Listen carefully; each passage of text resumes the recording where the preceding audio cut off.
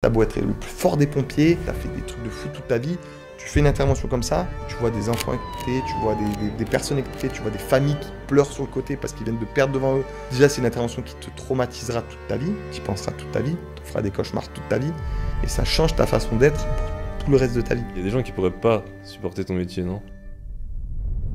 Non. Il y a eu 1461 agressions en 2024. Comment tu vois la vision qu'ont les gens des pompiers en France? Et ils ont plus le respect qu'on a pour les pompiers. Les gens, ils mélangent uniforme. Ils ont une haine qui monte en eux. Ça monte vite. Tu sens qu'il y a une tension qui monte vite et tu sens qu'à tout moment, ça peut dégénérer. Tu penses que c'est quoi la chose que le métier de pompier, ça t'a le plus apporté dans la vie? Le plus touché chez le pompier et ce que je vois le plus au quotidien, on va dire, c'est que tout peut aller très vite. Et ne pas avoir de regrets. Profiter de ce qu'on a au moment où on l'a, de dire je t'aime à ses parents, de dire je t'aime à ses enfants. Des fois, tu pentailles sur des trucs où pendant des mois, des semaines, tu restes à te morfondre et tout. Non, tout va très vite. Pour moi, c'est là où je me rends compte que vraiment, la vie est précieuse et tout peut aller très vite. Salut tout le monde, aujourd'hui on accueille Rémi Ragnar. Pour ceux qui suivent le podcast, on l'a déjà accueilli dans un épisode l'année dernière qui était incroyable, un de nos meilleurs épisodes. Aujourd'hui on va reparler avec lui de ce que c'est être un pompier, des interventions les plus dures qu'il a vécues et de ce qu'il souhaite transmettre à ses enfants. La plupart d'entre vous me connaissent via mes formats courts, mais avec The Elevate House, j'ai envie de vous apporter des conversations plus longues et plus enrichissantes avec des guests d'exception. Chaque dimanche, on a pour objectif de ramener les personnes les plus inspirantes de chaque domaine pour vous aider à atteindre vos objectifs et apprendre de leurs conseils. Quand j'ai arrêté le basket, j'ai eu besoin de regarder autour de moi pour trouver des personnes inspirantes pour m'aider à trouver ma voie. Et mon but avec le podcast, c'est un peu de vous rendre l'appareil et de vous permettre facilement d'avoir accès à des personnes inspirantes pour vous aider à trouver votre chemin. Par contre, plus de 90% d'entre vous qui regardent les vidéos ne sont pas abonnés à la chaîne. Donc je vous invite à le faire pour ne plus rater aucun épisode et devenir la meilleure version de vous-même. Je vous laisse avec le podcast.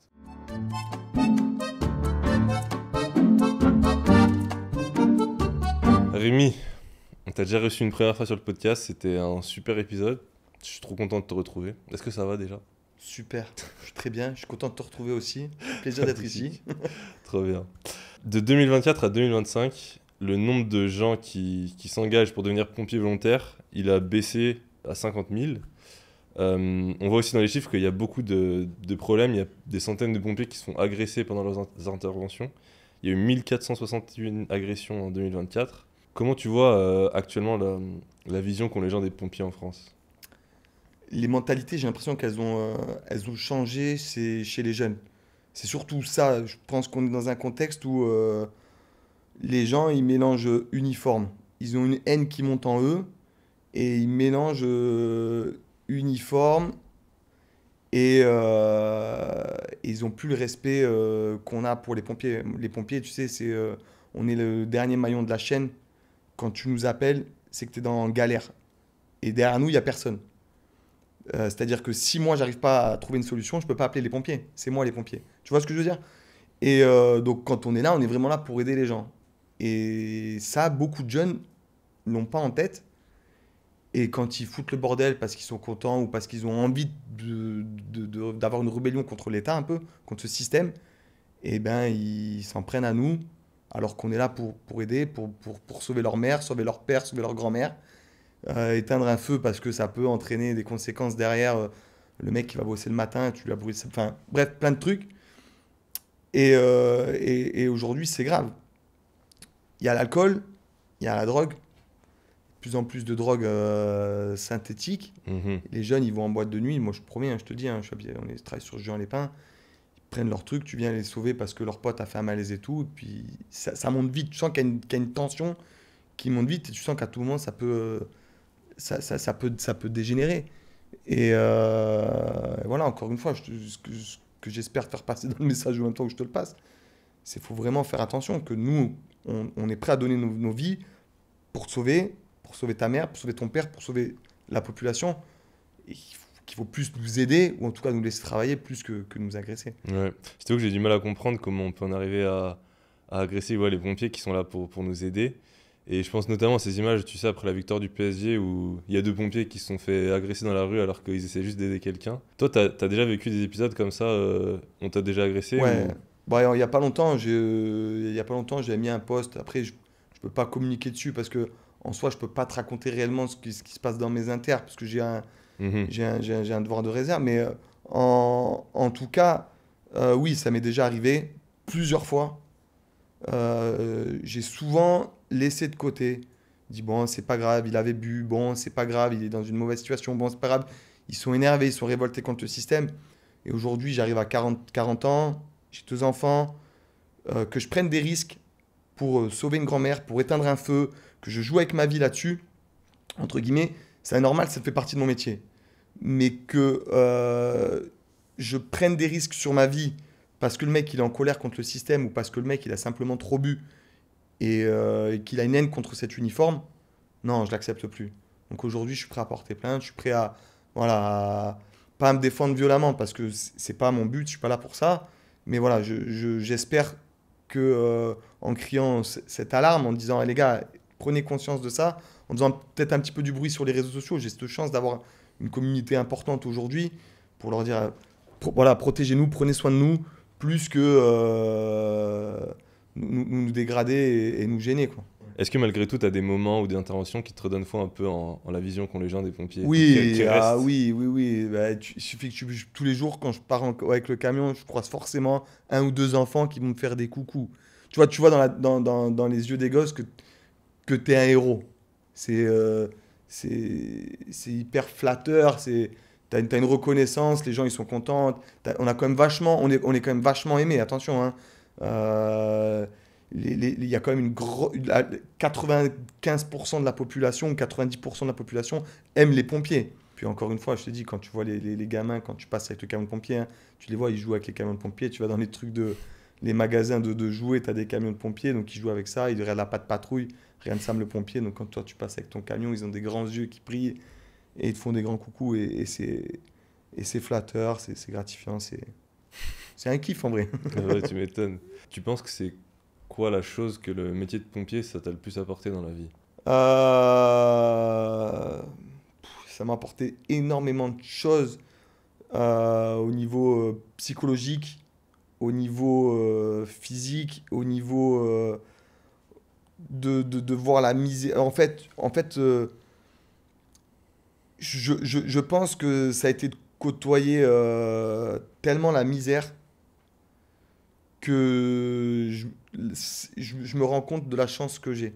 D'une, d'être en vie, de deux, d'avoir la famille que j'ai. En fait, ça a accentué et ça m'a montré que déjà, encore une fois, ça va vite, qu'à tout moment, t'es plus là. Tu vois ce que je veux dire? Que quand je fais un accident, j'ai fait des potes à moi qui sont tués en scooter, avec qui j'étais au lycée, des trucs comme ça, qui ont le même âge que moi. Et je me dis, ça va vite, putain. Tu vois ce que je veux dire? Ça va, il y a tout qui peut, à une seconde, tu peux perdre tout ce que tu as. Je pense que ce qui m'a le plus touché chez le pompier et ce que je vois le plus au quotidien, on va dire, c'est que tout peut aller très vite. Et ne pas avoir de regrets. Même si tu en auras toujours, hein. Forcément, à un moment donné, tu auras du regret sur des trucs que tu te dis, putain, j'aurais dû faire ça. Là, pourquoi je suis pas allé là? Mais voilà, tout peut aller très vite et de profiter de ce qu'on a au moment où on l'a. De dire je t'aime à ses parents, de dire je t'aime à ses enfants, parce qu'aujourd'hui on est là et demain on n'est peut-être plus là et pourtant tu es en bonne santé, tu es bien. Et je le vois hein, sur des inters que je fais, un mec qui se tue en moto en une seconde, il perd ses gosses, sa femme, et c'est dur pour les gens qui sont derrière. Et voilà, tu as disparu en une fraction. Les gens ils pleurent pendant 1 an, 2 ans, ils diront ouais, super. Et voilà, donc ne pas avoir de profiter de ce que tu as et arrêter de. Des fois, tu pentailles sur des trucs où pendant des mois, des semaines, tu restes à te morfondre et tout. Non, tout va très vite. Tout peut être. Profitons d'être en vie, d'être en bonne santé, d'avoir la chance d'être en bonne santé. Parce que c'est une chance, hein, c'est une chance. Hein. Moi, je vois des mecs que je vais ramasser, ils me disent, mais il y a 2 mois, j'étais en pleine forme, il y a 1 an, regardez comment j'étais, tu les vois, Tu vois, moi, j'arrive Mhm. à voir dans ce métier de pompier des transformations, des personnes que tu vas faire en intervention, que tu te rappelles d'avoir fait 1 an avant, qui étaient au top. Ils ont eu une maladie, tu les ramasses, ils sont transformé. Et mine de rien, ça te touche et tu te dis, on a de la chance. Et le pire pour moi, ça reste vraiment quand même, comme l'accident que j'ai pu avoir auparavant, les accidents de la route.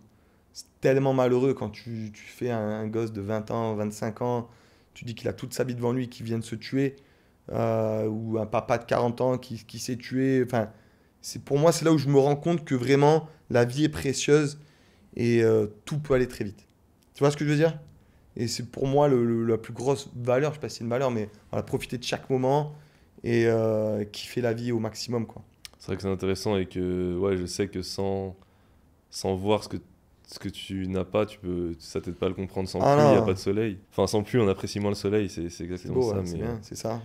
J'étais il y a pas longtemps avec Mathieu Blanchard, donc c'est un ultra-trailer qui a Ok. fait des aventures de fou, 600 km dans la neige, et il a traversé des moments où il savait même pas s'il allait pouvoir survivre, mais il continuait malgré tout à avancer.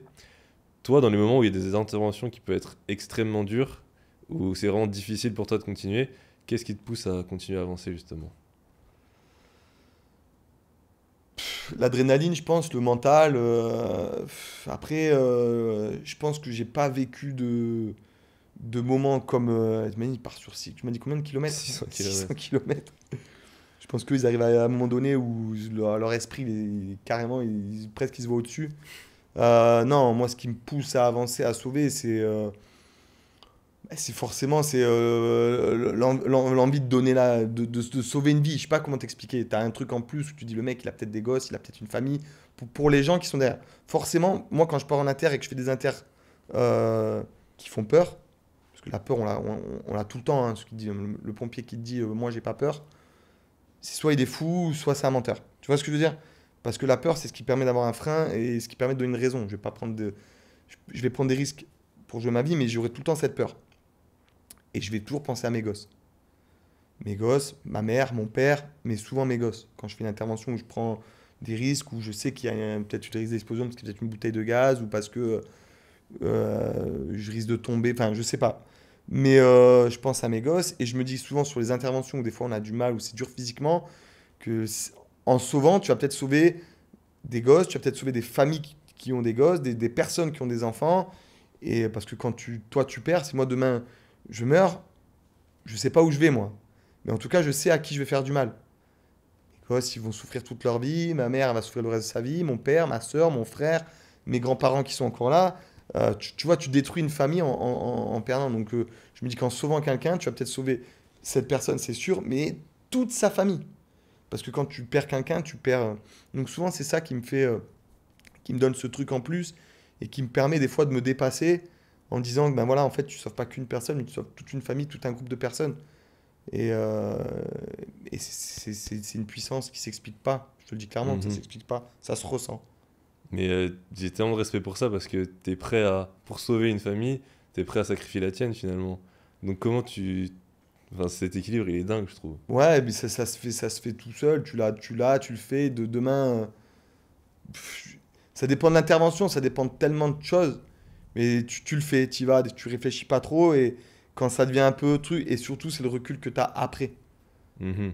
Après, puis c'est la satisfaction une fois quand tu as réussi à faire quelque chose qui est extraordinaire. Mais tu vois, je vais te parler d'un truc encore rien à voir. Mais la dernière fois, je suis dans la même garde. J'ai quelqu'un qui est mort devant moi. Ça m'arrive souvent, hein. Je fais beaucoup de personnes qui meurent. Chaque semaine, j'en vois plein.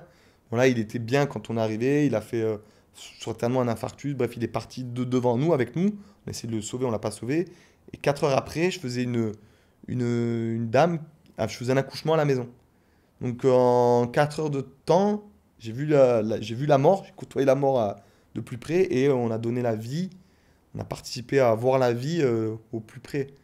Et cette façon de voir les choses, elle est quand même extraordinaire dans ce métier. Et tu vois, tu peux être triste. Enfin, tu vois, c'est Mhm. incroyable. C'est un métier, je te dis, hein, qui est incroyable.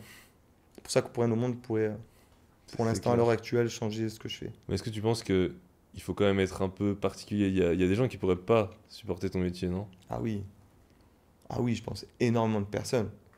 Tu vois des trucs dégueulasses. Enfin, tu vois des trucs.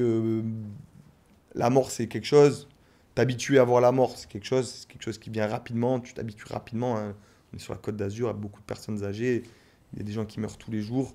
Voilà, je fais des morts toutes les semaines. Mais je fais aussi des trucs horribles. Des gens qui vont s'éclater en scooter, des gens qui vont se défenestrer, des gens que tu retrouves morts enfin, un petit. Tu fais des trucs horribles. Tu fais des trucs dégueulasses visuellement à voir. Des corps humains explosés dans plein d'états. Un mec qui saute sous un train, quand tu arrives sur les trucs, il faut que tu sois habitué à voir les trucs comme ça. C'est pas donné à tout le monde. Mais qui a peur du sang, il pourra pas être pompier. Je le dis clairement. Mais pour Mais supporter les trucs, il n'y a pas d'entraînement. non, il n'y a pas d'entraînement. Faut juste Je te, l'affronter, je quoi. te, je vais te parler d'un truc atroce. J'y étais pas, hein. J'y étais pas et j'ai regretté longtemps de ne pas y avoir été. Même si aujourd'hui je suis content de ne pas y avoir été parce que j'ai vu des potes à moi qui ont changé leur façon de penser. Mais sur les attentats qu'il y a eu à Nice, il suffit que tu fasses une intervention comme toi. Tu as beau être le plus fort des pompiers, de guerrier, tu as fait des trucs de fou toute ta vie. Tu fais une intervention comme ça, où tu vois des enfants éclatés, tu vois des personnes éclatées, tu vois des familles qui pleurent sur le côté parce qu'ils viennent de perdre devant eux. Ça peut. Déjà, c'est une intervention qui te traumatisera toute ta vie. Tu y penseras toute ta vie. Tu feras des cauchemars toute ta vie. Et ça change ta façon d'être pour tout le reste de ta vie. Donc il suffit d'une intervention. Demain, je suis pas à l'abri. Je touche du bois, hein. Je le sais, hein. Je fais mon travail dans la ville où je suis né, où j'ai grandi. Je côtoie des gens. Je côtoie ma famille qui vit là. Demain, je suis pas à l'abri de faire ma tante. Faire. Tu vois, je vais pas te parler d'autres trucs parce qu'après, je n'ai pas envie de me porter l'œil non plus. Mais voilà, tu peux faire. Il suffit d'une intervention pour que tout bascule. Et ça, personne n'est à l'abri. Voilà, je vais pas te parler de trucs, mais je sais que c'est. Enfin bref, je veux même pas rentrer dans des sujets, mais voilà, t'es pas à l'abri de faire une intervention qui va marquer, qui va te changer ta façon d'être, ta façon de penser, qui va peut-être te faire dire, bah, il faut que j'arrête. Voilà, j'ai fait ça, j'ai fait des trucs énormes, il faut que j'arrête. Je suis plus apte à. Voilà, je suis traumatisé. On peut faire des trucs traumatisants. Et ça, enfin, c'est que nous. Mhm. Voilà, il suffit il y a des mecs qui passent à travers toute leur carrière, qui font des trucs horribles et tout, mais qui passent. Et après, il suffit d'une intervention un peu plus différente que les autres. Et voilà, là, je te parle d'un pote à moi, solide, gaillard. Je vais te la raconter, mais voilà, solide, gaillard, qui a pas longtemps a fait une noyade sur des enfants. Le premier qui est arrivé. Et tu vois, j'en ai parlé, il est avec moi, j'en ai parlé avec lui, et j'ai vu que il avait pris quelque chose quand même. Tu vois? Mhm. Et pourtant, voilà, c'est le mec, il a une grosse carrière, il en a déjà fait plein. Et là, celle-là est un peu plus particulière que les autres. Et j'ai vu que ça l'avait touché, quoi. Et donc, quand tu es comme ça, tu sais que pendant des mois, tu vas y penser. Et que tu vas toute ta vie, tu risques d'avoir ce cauchemar à un moment donné qui te fait que tu es rattrapé par une intervention atroce que tu as faite. Et ça, tu l'as à l'esprit, il faut l'avoir à l'esprit. Donc, c'est pour ça que pas tout le monde peut faire ce métier. Et voilà, il faut l'avoir à l'esprit qu'un jour, tu n'es pas à l'abri de faire l'intervention de trop ou l'intervention différente qui t'aura marqué pour toute ta vie. Est-ce que tu as déjà pensé à arrêter après une intervention? Non. Non, non, non, non, non, non, non, non. J'ai fait des trucs horribles, atroces, mais voilà, t'en parles avec tes potes, t'en parles à la caserne et après ça passe. Mais non, non, non, j'aime trop ce que je fais. Encore une fois, après, à l'heure d'aujourd'hui, je te dis pas que demain, peut-être dans 5 ans, on se fera un truc et tu m'intervieweras pour me dire pourquoi Rémi t'as arrêté d'être pompier. J'espère pas. Non, j'espère pas non plus. Mais bon, voilà, je touche du bois et voilà, faut l'avoir à l'esprit. Bah, tu vois, ce que j'admire chez toi, c'est que malgré que tu fasses un métier très dangereux, très potentiellement traumatisant, tu restes quand même toujours positif. Et je trouve que c'est un gros plus. Est-ce que pour toi, ta manière de communiquer sur les réseaux autour du métier de pompier et toi-même, tu penses que ça aide à donner envie à des gens de devenir pompier? Ah oui, sans te mentir, j'ai des messages tous les jours. Tous les jours, j'ai 3 4 messages de jeunes ou de moins jeunes qui veulent soit devenir sapeur-pompier volontaire, soit devenir sapeur-pompier professionnel. Et forcément, on va dire, la motivation que je transmets, elle motive des gens. Putain, c'est bien ce qu'il fait, c'est bien, je suis là, je perds mon temps, je suis sportif, j'ai envie de me rendre utile. Et ce que je te disais au début de notre vidéo, c'est excitant, tu as de l'adrénaline, tu sens que tu rends service aux gens, tu viens sauver des gens.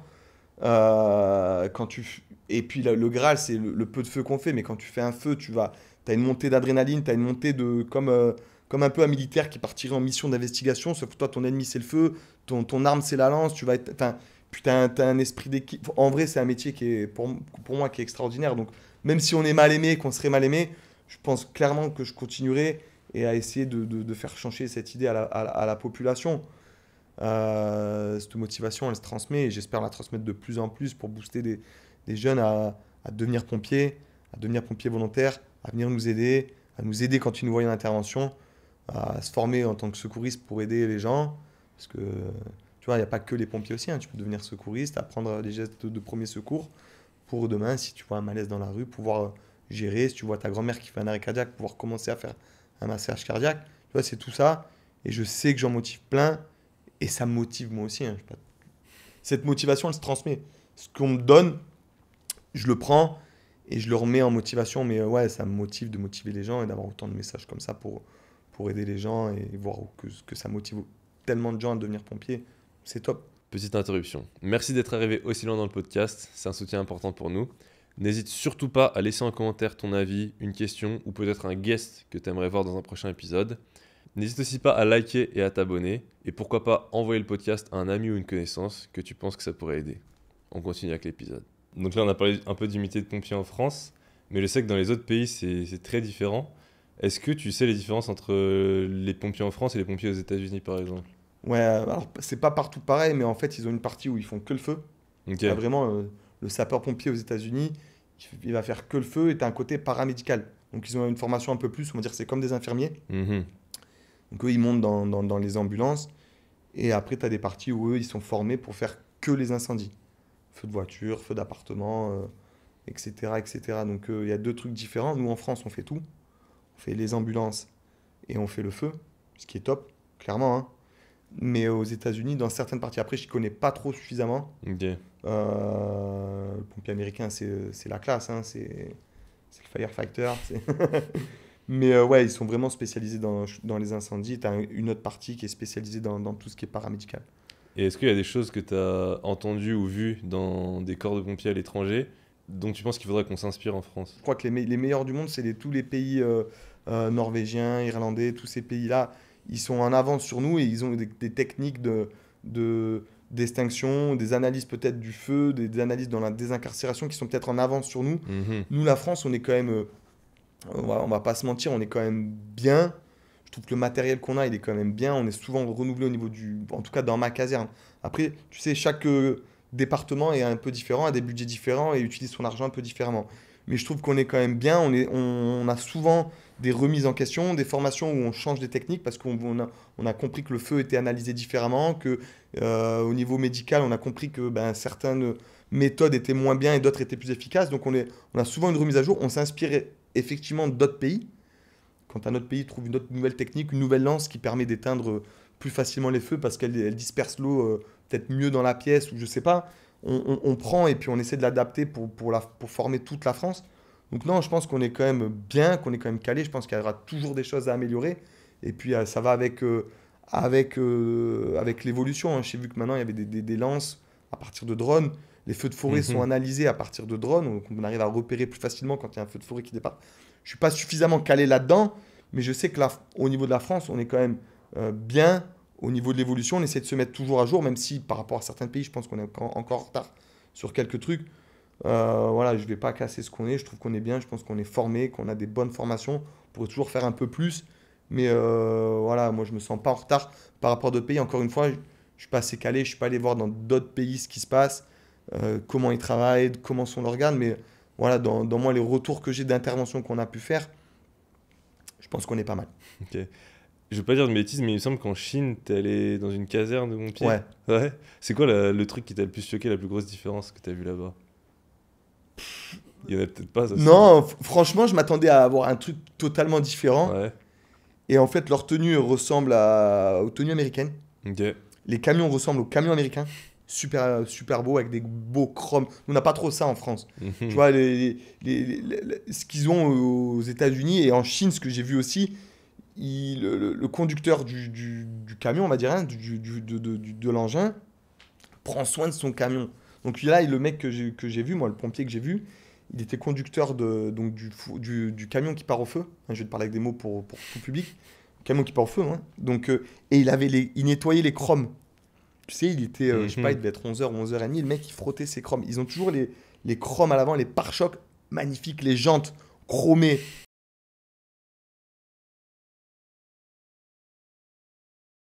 Ah, je pense que tous les véhicules n'ont pas des jantes, c'est des enjoliveurs, des trucs. Enfin, il y a plein de trucs qui sont différents. Mais ouais, en Chine, c'est ça. Après, j'ai fait le tour vite fait de la caserne. Après, il parlait que chinois, donc c'était compliqué. J'avais envie de discuter de plein de trucs avec lui, donc j'ai pas pu pousser le truc. Mais non, je pense que ça ressemble plus aux États-Unis qu'à la France.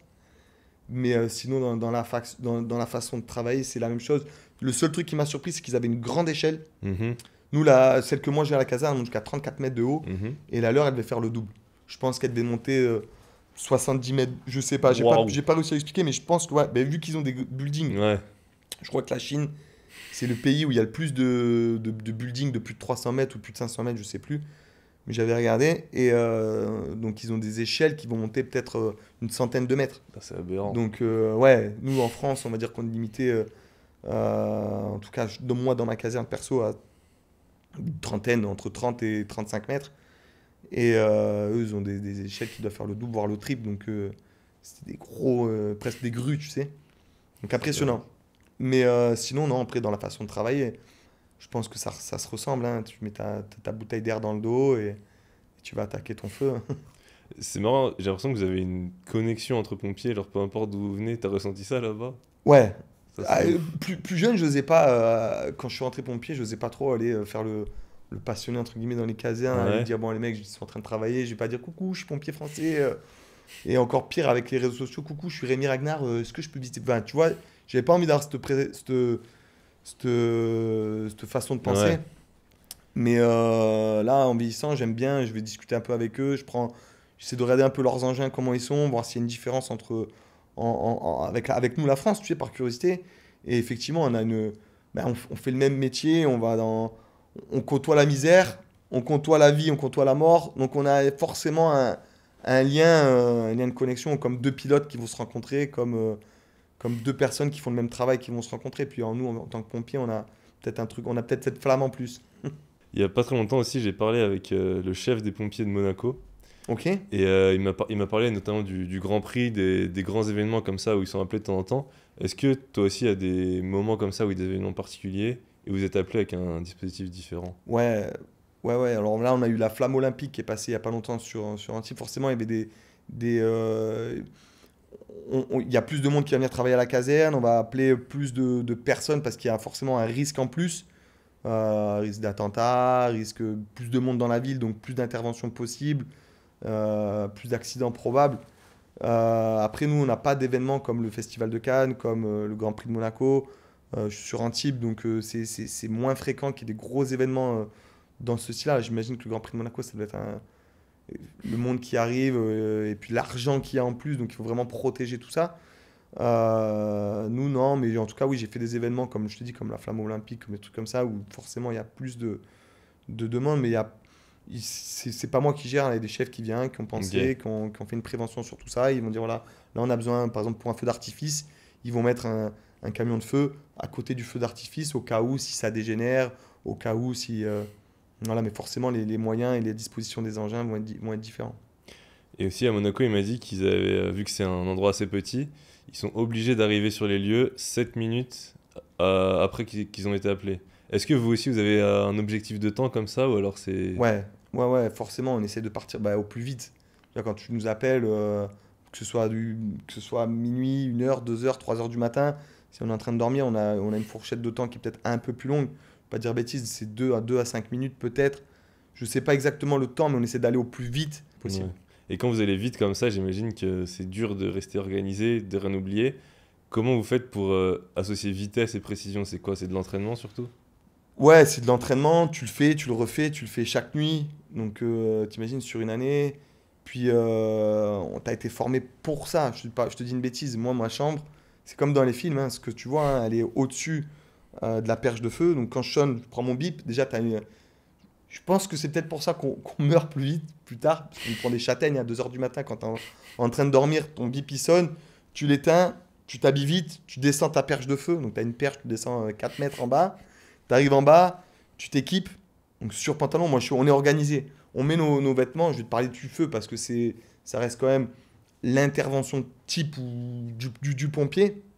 Donc nous, tous les soirs, tous les jours, on met notre pantalon de feu, nos bottes, notre veste de feu, notre casque, déjà prêt, notre cagoule, déjà prêt. Pour que quand tu arrives, parce qu'il faut qu'on soit en caleçon, tu mets t'enfiles ton pantalon, t'enfiles ton... Donc tu descends ta perche en caleçon, t'arrives, pantalon de feu, cagoule, veste, bottes, casque, et tu rentres dans l'engin. On essaie d'être organisé, tu vois, chacun organisé un petit peu avec son truc, et t'as tout ton équipement qui est dedans, puis après t'as tout l'équipement qui est dans le fourgon, puis tu connais... Après, c'est tes gammes, hein. Tu montes tes gammes, tu fais, il va te donner la nature de ton intervention, tu sais pourquoi tu pars et tu es déjà dans le truc, quoi. Quand je peux, je fais 2-3 rotations d'épaule dans le fourgon si tu sais que tu pars sur un feu d'appart. Mhm. N'oublie pas que tu viens de dormir, que tu n'as pas le temps de t'échauffer. Tu peux pas dire je me fais une petite prépa comme si j'allais taper. Et pourtant, tu sais que tu vas faire un 100 mètres, mais tu n'as pas le temps de t'échauffer. Ouais, Tu peux te blesser, tu peux. Donc voilà, on est préparé pour, mais c'est toujours une petite montée d'adresse et puis on est organisé du mieux possible pour aller le plus vite possible. C'est Et ça, c'est incroyable. stylé. Tu as mentionné justement le fait que vous mourriez plus tôt après. Enfin, je te souhaite Ouais, pas, ouais. mais du coup, ça m'intéresse parce que la dernière fois, on n'avait pas trop parlé du côté santé. Je sais que toi, par exemple, tu as un programme d'entraînement à la maison, par exemple. Pour toi, c'est quoi le secret pour s'entraîner à la maison et être efficace? Alors, s'entraîner à la maison, ça doit être, on va dire, une routine quand t'as pas le temps de faire plus. L'avantage de t'entraîner à la maison, c'est que tu es en caleçon, tu viens de te lever, tu as tes gosses, tu as tes trucs. C'est facile. Tu vois, tu peux pas dire j'ai une excuse, ouais, j'ai pas eu le temps, j'ai eu le ménage à faire ou quoi. Tu viens, tu prends un quart d'heure, tu allumes ta télé, tu suis le programme de telle ou telle personne, le mien par exemple, mais tu peux suivre n'importe quoi, ou même ta séance que tu sais faire, et tu arrives à te maintenir, à faire du renforcement musculaire, donc à maintenir ton corps, être suffisamment gainé. Nous, en tant que pompier, c'est obligatoire. Clairement, à l'heure d'aujourd'hui, tu peux pas dire, avec tout ce qu'il y a, que tu peux pas t'entraîner. Donc le sport à la maison, quand t'as pas le temps, que t'as ta famille, t'as tes trucs, trouver un quart d'heure, 20 minutes pour faire ta séance, c'est facile. Tu viens, tu fais tes abdos, tu suis tes gammes, tu suis un programme que tu as à faire. Et c'est une facilité, ça permet, on va dire, de pas perdre et de toujours continuer à progresser. Moi, par exemple, depuis juin, là, on est fin août. Depuis juin, je suis pas allé en salle. Parce que Mhm. j'ai pas eu le temps, vacances scolaires, j'avais des trucs à faire, j'avais des trucs. Et pourtant, je m'entraîne chez moi. Je fais mes programmes pour me maintenir, pour continuer à faire du sport, pour travailler légèrement le cardio avec des temps de récup courts et de faire des mouvements spécifiques pour muscler l'intégralité de mon corps et surtout pour pas perdre. Voilà, donc l'avantage de s'entraîner à la maison, comme je te dis, je le fais en caleçon, je me lève, je fais ma petite séance, après je vais déjeuner, ma journée elle démarre. Ou inversement, mes enfants, je les ai mis au lit, il est 9 h, allez, j'ai un quart d'heure tranquille, je fais ma petite séance et après je vais manger tranquille. Donc s'entraîner à la maison, franchement, ça reste le top pour tout le monde, pas que Mhm. les pompiers, hein, pour vraiment tout le monde. Et après, quand tu es pompier, tu as quand même la chance d'avoir une salle à la caserne. Mais encore une fois, l'été, ça reste compliqué de s'entraîner parce que les interventions, elles doublent, elles triplent, elles quadruplent. Donc quand tu dis je pars pour une séance, tu as facilement la chance de partir en interne. Donc ta séance, tu vas la faire en 4 fois, quoi. Ça, c'est ouf. Mais du coup, j'imagine que tu as accompagné pas mal de gens via tes programmes et tu as dû rencontrer des gens qui avaient du mal à rester disciplinés, motivés. Pour toi, Ouais. c'est quoi le secret pour développer une discipline? Le mental, le mental, l'envie. Bah, après, je vais dire une connerie, mais c'est un peu comme le mec qui a envie de fumer, qui a envie d'arrêter de fumer. Tous les lundis, il dit j'arrête de fumer et il arrête jamais de fumer. En fait, le truc, c'est déjà quand tu prends un programme que tu suis, tu sais que tu as payé pour le faire. Donc tu te dois de te tenir. Tu vois, quand tu fais un truc des fois que tu payes pas ou tu veux le faire, tu baisses tes bras plus facilement. Mhm. Moi, les gens qui suivent mon programme, on va dire j'ai 70% de réussite. J'ai quand même 30% de gens qui vont finir par abandonner parce qu'ils n'étaient pas encore prêts, parce que c'est peut-être le début de quelque chose. Tu vois, des fois, il faut du temps pour vraiment changer tes habitudes, changer ta façon de manger, changer ta façon de voir les choses. Parce que l'entraînement, c'est pas que pour être bien physiquement dans le miroir pendant juste un été, par exemple. C'est pour toute ta vie. Tu sais très bien que le sport, c'est ce qui va permettre de vieillir, de prendre soin de tes enfants le plus longtemps possible, ensuite de tes petits-enfants. Moi, c'est comme ça que je le vois à l'heure d'aujourd'hui. C'est que je m'entraîne pas simplement pour dire, regardez, j'ai des gros muscles, j'ai des gros pecs, j'ai des gros bras, ouah, magnifique. Je peux le faire kéké 2 minutes sur la plage. Peut-être je l'ai fait à 20 ans, comme tout le monde, où tu faisais 2 pompes avant d'aller à la plage pour impressionner ta petite copine. Mais sinon, non, faire du sport, c'est du confort, c'est de te sentir bien. Quand tu marches, dire demain, je dois porter mes enfants parce qu'ils sont fatigués, je peux le faire, je vais pas être essoufflé. Je dois porter les courses, je vais le faire sans être fatigué. On doit aller faire mes gosses veulent faire une balade, je peux le faire. Ils veulent aller faire du vélo, je peux le faire. Tu vois, je peux encaisser n'importe quel type d'effort sans subir. Et les gens, c'est ce que j'essaye de leur faire comprendre. Et c'est pour ça que j'essaie de les motiver, pas seulement dans les séances que je leur propose, mais aussi de les motiver mentalement à dire, bon, écoutez, vous allez être mieux dans votre corps, mais aussi dans votre tête et pour votre santé et pour votre longévité. Donc quand tu mets tout ça en place, les gens arrivent à prendre conscience que bah, c'est important et généralement c'est eux qui vont réussir à tenir le programme que je leur propose et à durer le plus longtemps possible. Il y a des gens, ça doit faire peut-être 10 ans que je les coach, qui sont avec moi et qui continuent à faire mes programmes, que ce soit les programmes à la maison, que ce soit les programmes en salle de muscu, qui varient les deux. Et c'est avec eux, voilà, c'est pas qu'une seule fois où tu prends un programme de 6 semaines, parce que là-bas, c'est le programme de 6 semaines que je propose, et après, j'arrête pour toute ma vie. Non, au contraire, moi, quand je les fais rentrer avec moi, j'essaie de les garder le plus longtemps possible et de vraiment d'avoir un groupe, une petite famille, une petite team que je suis le plus longtemps possible, parce que déjà de les motiver, ça me motive moi, hein, je vais pas te mentir. Puis on se motive tous les uns les autres. Donc même si ça reste un sport individuel, de faire des pompes à la maison, de faire des squats à la maison, quand on est beaucoup à le faire et que derrière on partage des messages, ça nous motive. J'ai l'impression que ouais, quand tu as un objectif comme ça, c'est important d'impliquer d'autres personnes dans le processus Ouais, et que ça t'aide à l'atteindre, que ce soit un coach, un ami. Voilà. exactement. Ouais. Merci d'être allé aussi loin dans le podcast. C'est un soutien qui est très important pour nous. Plus de 90% d'entre vous regardent les vidéos mais ne sont pas abonnés. Donc n'hésitez pas à vous abonner. Et pourquoi pas envoyer le podcast à un ami ou une connaissance que tu penses que ça pourrait aider. On continue avec l'épisode. Je pense qu'il y a beaucoup de jeunes, tu as parlé de kéké sur les plages à 20 ans. Il y a beaucoup de jeunes qui se demandent comment devenir fort, devenir libre de leur vie. Toi, ce serait quoi ton conseil pour un jeune de 20 ans, si tu devais lui transmettre un seul principe? Prendre le temps. Prendre le temps. C'est dur à 20 ans de se dire, moi le premier, de prendre le temps de faire bien les choses, de bien s'entraîner, de pas vouloir dire, putain, lui, en 2 mois, j'aimerais bien devenir comme lui, parce que tu vas vite tomber dans la facilité à vouloir prendre des produits, à vouloir te défoncer ta santé, alors que la santé, elle est hyper précieuse, encore une fois, si tu veux durer dans le temps. Si tu veux t'entraîner jusqu'à 40, 50, 60, 80 ans, tu vois ce que je veux dire? Mhm. C'est apprendre à prendre le temps de bien faire les choses. Si moi j'avais un conseil à dire aux gens, c'est que le temps il passe très vite. Moi, regarde, aujourd'hui j'ai 40 ans, je vois mon fils qui a bientôt 10 ans, j'ai rien vu passer. Mon père me le disait, je ne le croyais pas. Aujourd'hui, j'ouvre les yeux sur ça et je me dis le temps est hyper précieux. Donc, prends le temps de faire bien les choses, de construire des bases vraiment solides pour durer le plus longtemps possible. Parce que tu peux t'effondrer. Moi, j'ai connu des mecs hyper costauds, hyper bien, qui voulaient trop vite, soit dans le business, soit dans son corps, soit dans le sport, vouloir aller trop vite, sauter les étapes. Et à un moment donné, tu passes à la caisse et tu récoltes ce que tu sais. Et voilà, prendre le temps. Moi, si j'étais, ce que je dirais à mes enfants dans pas longtemps, voilà, prenez le temps de faire bien les choses. Ayez pas peur de prendre des risques, de foncer sur des trucs. Je te parle plus dans le business, mais voilà, n'ayez pas peur de prendre des risques à un moment donné où des fois la peur, elle te freine sur des trucs. Ouais, c'est le prochain message que je vais dire à mon père. Mon père, il a eu peur toute sa vie d'acheter un deuxième appart, d'acheter un deuxième. Tu vois, à un moment donné, il gagnait de l'argent, il était artisan, il gagnait des trucs à l'époque, il aurait pu investir dans le vieil Antibes. Et aujourd'hui, il a une retraite de 800 euros et il a rien d'autre. Si, il a l'amour de ses enfants, il a ses petits-enfants, et il a quand même acheté une maison pour lui, enfin, une maison appart pour lui où il vit dedans avec ma mère et c'est très bien. Mais voilà, s'il a eu peut-être pris plus de risques, il aurait un ou deux apparts à lui, ça lui aurait fait une retraite un peu plus importante et il pourrait faire encore plus de cadeaux à ses petits-enfants. Mhm. Tu vois ce que je veux dire? Ce sera l'étape d'une prochaine vidéo que je vais sortir, c'est pour ça que je te dis ça. Mais voilà, prendre le temps de faire bien les choses et ne pas avoir peur de prendre des risques pour atteindre ses objectifs. Dans tous les cas, tu peux pas réussir sans, à un moment donné, mettre le pied dans quelque chose où tu sais pas trop où tu vas, quoi. Ne pas peur de tomber pour mieux se relever, quoi. Tu penses que c'est quoi la raison principale de ton succès, toi, aujourd'hui? J'ai pris le temps de bien faire les choses. J'ai eu du cul au début que ça marche. Il faut une partie de chance, hein, on va pas se mentir, les réseaux, tu sais pas, des mecs qui font des trucs extraordinaires, ça va jamais marcher. Et t'en as qui font, moi au début, je peux pas te dire, je faisais pas du contenu de quali, même encore aujourd'hui, je fais pas du contenu où je t'apprends des trucs tout le temps, je fais des trucs marrants, des trucs drôles, des trucs que j'aime.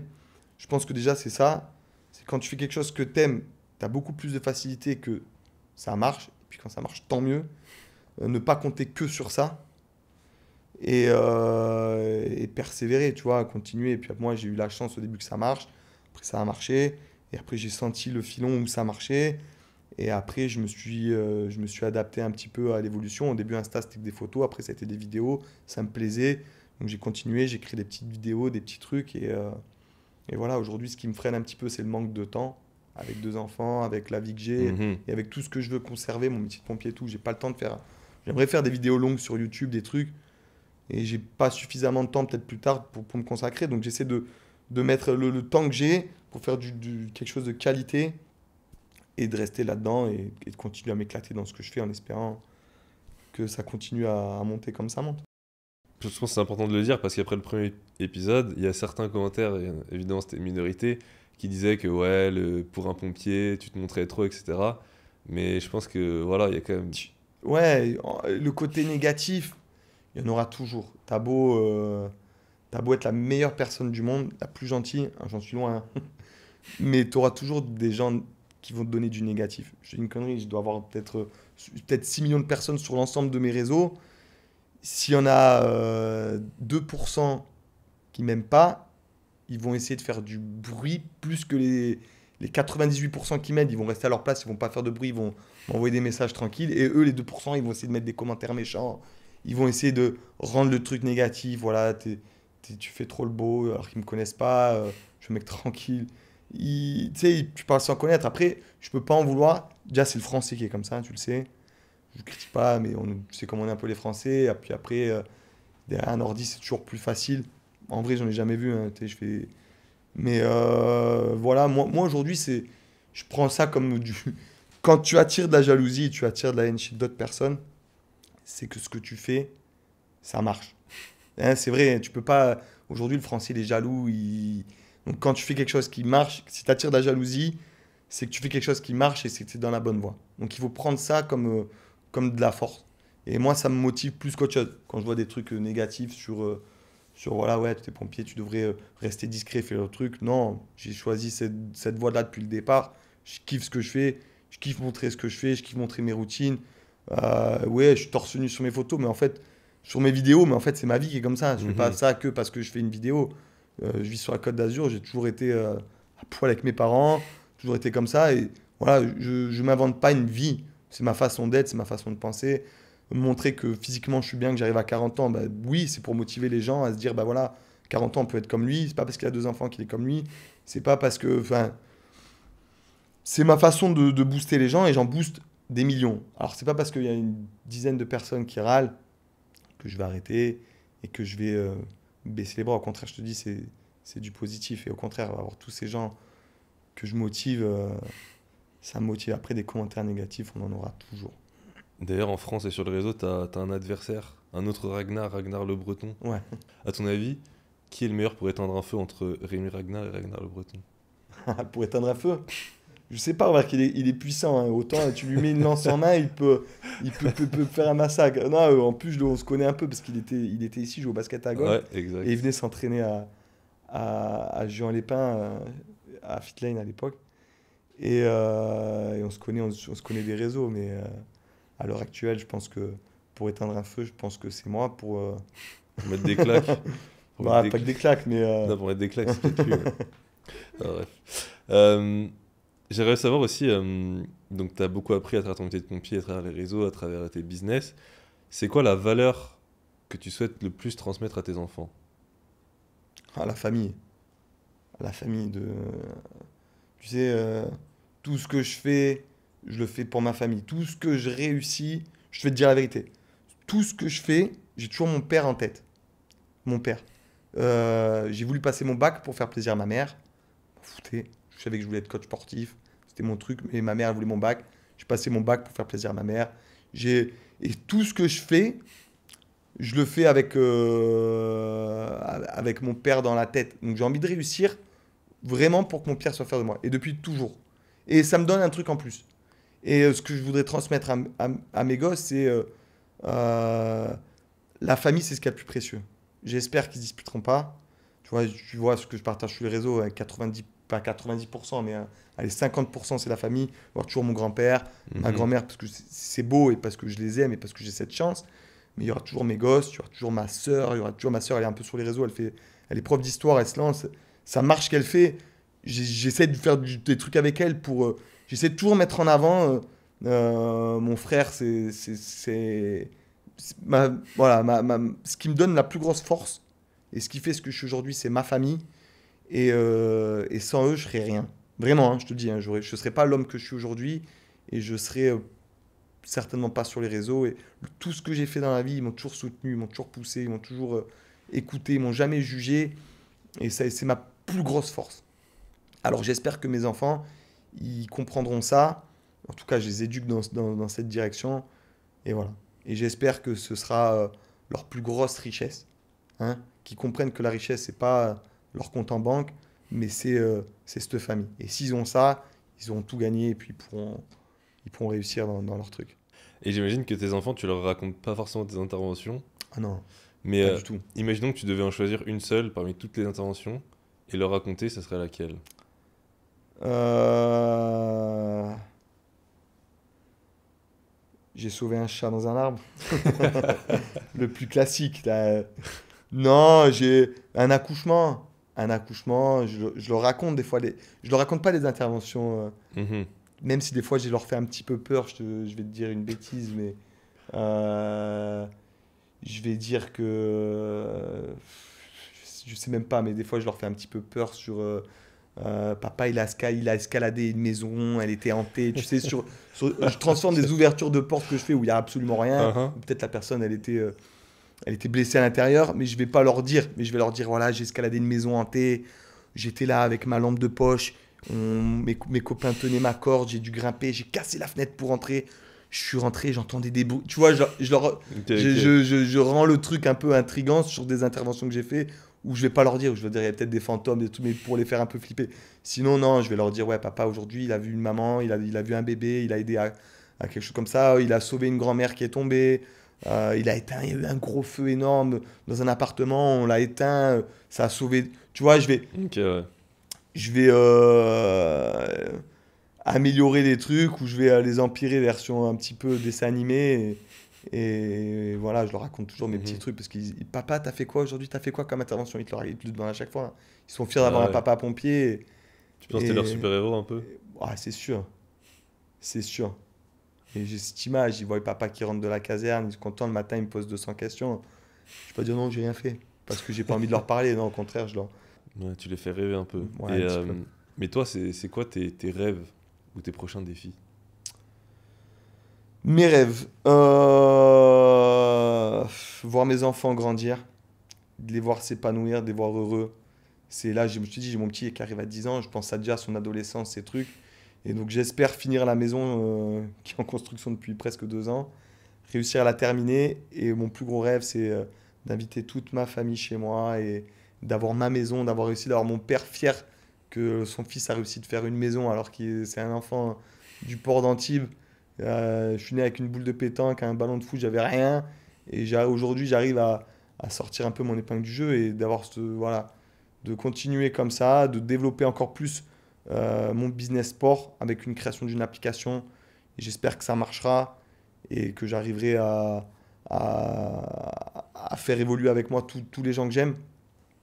Parce que dans Rémi Ragnar, aujourd'hui, il y a pas que Rémi Ragnar, j'ai une équipe, Mhm. je me suis entouré de gens que j'aime, de potes, peut-être sûrement comme toi, et de grossir avec eux, de se développer avec eux, c'est énorme, et j'espère continuer comme ça, et de grossir encore plus, pour, pas forcément pour gagner plus d'argent, même si aujourd'hui l'argent c'est la liberté, ça te permet de partir en vacances quand tu veux, ça te permet euh, d'offrir des trucs à tes gosses quand ils veulent, papa j'ai envie de ça, mais c'est pas forcément, c'est pas la plus grosse richesse, comme je te dis, la plus grosse richesse c'est ma famille, donc me développer avec cette famille, avoir plus de temps pour moi et de continuer à kiffer ce que je fais. Voilà, si je peux rester comme je suis là, je suis pas gourmand, c'est déjà très bien. Magnifique. Quand on repensera à Rémi Ragnar dans 20 ans, tu voudrais que les gens ils se souviennent de quoi? Du papa pompier viking, clairement. Tout simplement. Ouais, pas plus, voilà. Ah ouais, c'est le mec qui était fier de sa famille, qui montrait sa famille. C'était le costaud qui faisait des vidéos où il montait la planche en uniforme, tu vois. C'était le papa qui sortait la sucette avec sa fille, bah tu vois. Bah, papa, pompier, viking, sportif. Des choses Voilà, une simples. image positive qui dit, ah ouais, putain, il me faisait rigoler dans ses vidéos, ou il me motivait dans ses vidéos. Ouais, si on me dit des trucs comme ça, j'aurais tout gagné. Magnifique. Et du coup, pour finir, j'aimerais parler de un petit message de prévention. T'as vu en ce moment, enfin, on l'a tous vu, il y a des énormes feux de forêt un peu partout. Ouais. Et j'ai vu une stat qui disait que 90% des feux de forêt ils étaient d'origine humaine. Est-ce que tu as vu la vidéo que j'ai fait? Tu vois un Non. mec qui... Ah, putain, elle a bien buzzé. T'as un mec qui joue avec un club. Il met une balle de golf en feu. Il y a un tas de branches. Ah, si, oui, ok. Et il joue au golf dessus. Et après, je suis derrière, je suis avec mes potes et on fait une tête bizarre. Tu sais, il tape, tu vois. Tu pourras même la remettre si tu veux. Et je dirais même 10 sur 10, 10%. Enfin, 100% des feux sont d'origine humaine. Je vois pas c'est pas un éclair qui va tomber, qui va allumer. C'est pas un bout de verre qui va allumer. Forcément, ça va être un barbecue mal éteint, une clope qui va être jetée, un truc. Aujourd'hui, tu peux plus faire ce que... Enfin, tu as tellement de prévention et tu sais tellement que c'est dangereux. Et le climat change, surtout en France, où tu vois qu'il fait de plus en plus chaud, il y a de plus en plus de sécheresse, il y a du vent chaud. Tu peux plus allumer des barbecues en pleine forêt, tu peux plus jeter une clope en sortant de ta voiture, tu peux plus allumer des pétards, faire des feux d'artifice avec tes potes au bord d'une forêt. Aujourd'hui, c'est trop dangereux, il y a trop de séquelles. Et c'est pas parce... Enfin, un feu de forêt, il faut prendre conscience que ça va être dur pour les pompiers, ça va être dangereux pour nous, mais tu vas aussi détruire des vies, des familles, des souvenirs, des maisons qui vont être brûlées parce que tu vas brûler des villages. Et les mecs, ils vont tout perdre, leurs photos, leurs souvenirs, leurs trucs. Tu vas détruire la faune qu'il y a dedans. Donc, tous les animaux qui vont être chassés, qui ont leur nid, qui vivent ici, tu vas tout détruire. Ils vont devoir se développer plus loin ou alors ils vont brûler, ils vont mourir. Enfin, c'est tragique. Aujourd'hui, les feux de forêt, c'est tragique. C'est voilà, il faut faire attention. Il va faire de plus en plus chaud dans les années à venir. Il va faire voilà, on sait que le climat il change, donc il va falloir faire encore plus de prévention. Moi, je ferai encore plus de prévention là-dessus. Puis je pense que la France l'a compris. Tous les départements, tous les 10 français ont fait des vidéos là-dessus, ont parlé de ça.